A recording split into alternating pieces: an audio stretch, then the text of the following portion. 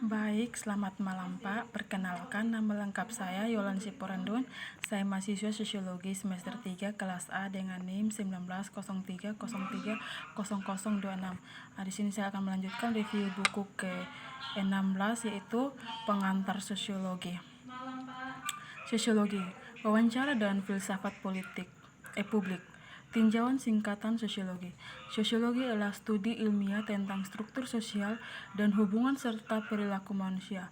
Sains mengacu pada proses pengembangan teori yang diuji dan kemudian ditolak, dimodifikasi atau dipertahankan sampai yang lebih komprehensif. Dikembangkan menguji ini teori terhadap kasus empiris untuk menentukan apakah dan dimodifikasi atau dipertahankan sampai yang lebih komprehensif. Dikembangkan menguji ini teori terhadap kasus empiris untuk menentukan apakah sejauh mana mereka masuk akal dan diterapkan kabel. Teori atau paradigma sosiologi adalah cara untuk memahami akibat kekuatan sosial pada individu sebagai anggota kelompok dan kategori sosial. Saya meletakkan istilah sains dalam tanda petik untuk menggarisbawahi bahwa sains bukanlah bebas nilai dan meminat peneliti hal yang akan dielaborasi nanti dalam beberapa bab berikutnya. Para poststrukturalis misalnya berpendapat bahwa pengamat sains memaksakan kerangka konseptualnya pada apa yang sedang diamati dan membatasi apa yang dapat memberitahu kita tentang dunia alam.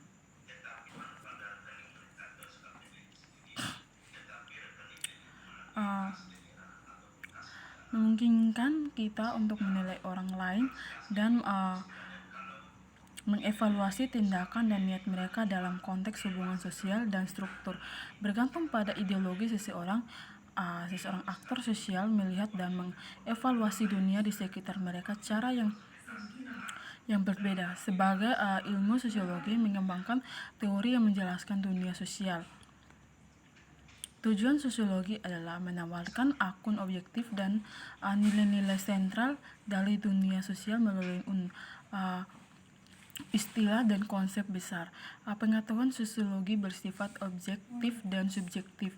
Ia mempelajari masyarakat sebagai entitas yang berbeda di luar individu dan berdiri di atasnya, dan sebagai hal yang dihasilkan melalui tingkah individu. Sosiologi menggunakan berbagai metode pengumpulan data seperti pengamatan, eksperimen, dan survei dengan memastikan tingkat objektivitas dan standar etika tertinggi dan perilaku yang ditetapkan oleh asosiasi profesional masing-masing. Sosiologi mempelajari faktor-faktor dan struktur serta periode sejarah yang dihasilkan awal dan kemajuannya sebagai disiplin ilmu sosial dan pelembagaannya sebagai akademi subjek. Urbanisasi, revolusi ilmiah, revolusi politik, kapitalisme, nasionalisme, kolonialisme, proses dan perubahan sangat mempengaruhi. 1. Bagaimana sosiolog mengkonseptualisasikan. Yang kedua, bagaimana aktor sosial berinteraksi dengan dunia. Yang berikut, bagaimana individu dan kelompok menantang diri mereka sendiri.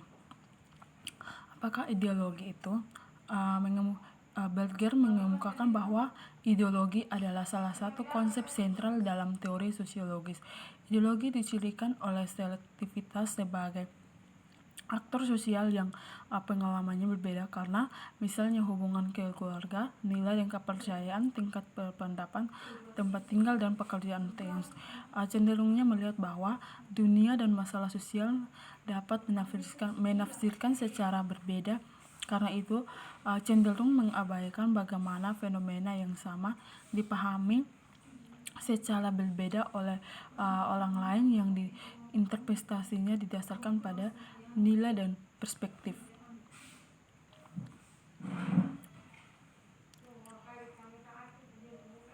Meskipun kita semua memiliki ideologi, dan cara pandang masing-masing dunia dalam setiap masyarakat dan negara-negara. Pandangan tertentu dianggap lebih penting dan dominan dari yang lain. Pandangan dan ideologi kelompok dominan berpengaruh cara kita memahami diri sendiri sebagai warga negara bangsa melalui kendali mereka atas produksi pengetahuan, di mana pergeseran paradigma sosiologi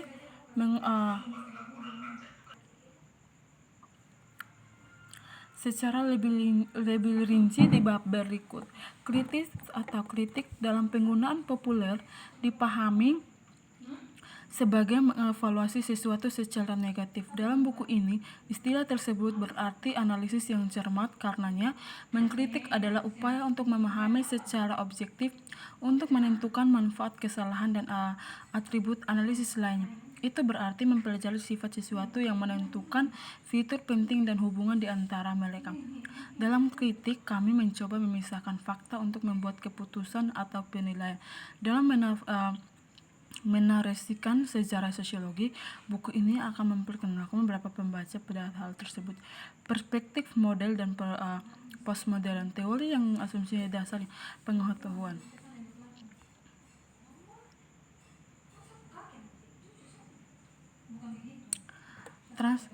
Transnasionalisme adalah wawancara menganalisis pergerakan orang, ide, barang, modal, dan jasa melintasi negara-negara dalam konteksnya globalisasi.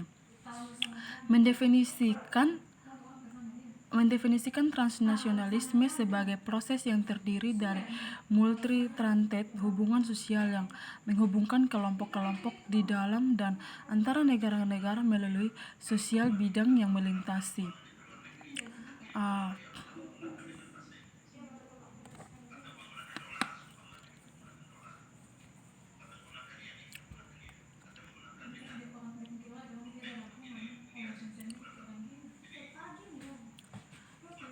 Identitas yang beragam dan tumpang tindih dalam konteks postmodern yang mempengaruhi kelompok etnis dan ras di seluruh dunia, baik sebagai proses dan wacana kritis terhadap proses penggabungan, penolakan, dan naturalisasi pencerahan proyek di banyak negara.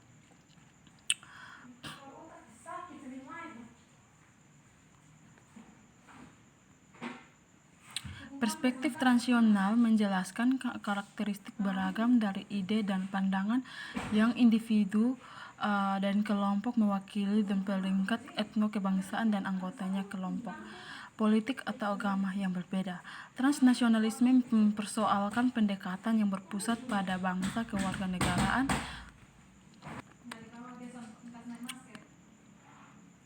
karakteristik tradisional transnasional dari saling ketergantungan negara-negara telah mengakibatkan ketidakmampuan negara bangsa untuk menentukan secara krusial pertanyaan tentang kesempatan hidup.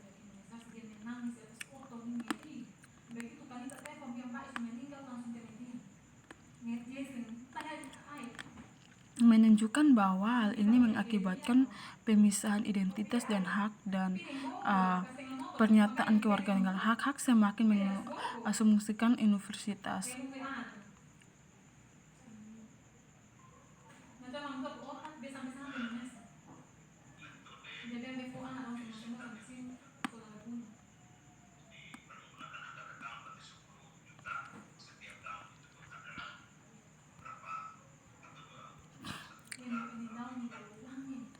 Posisi sosial, politik, ekonomi minoritas dalam masyarakat dipahami dengan menganalisis bagaimana barang dan jasa didistribusikan secara tidak merata, baik di tingkat lokal maupun global level. Untuk mengentaskan kemiskinan, wacana ini berpendapat bahwa kita perlu memikirkan cara-cara yang mana struktur ekonomi dan politik masyarakat harus diubah untuk membuat sistem lebih setara. Orientalisme adalah wacana dominan lain yang menginformasikan pengetahuan kita dan cara-cara yang digunakan data untuk memikirkan, membayangkan, dan berbicara.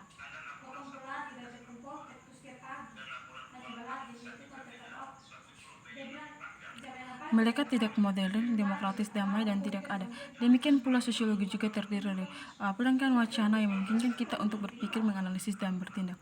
Demikian review ke-16 pengantar sosiologi. Terima kasih Pak, selamat malam.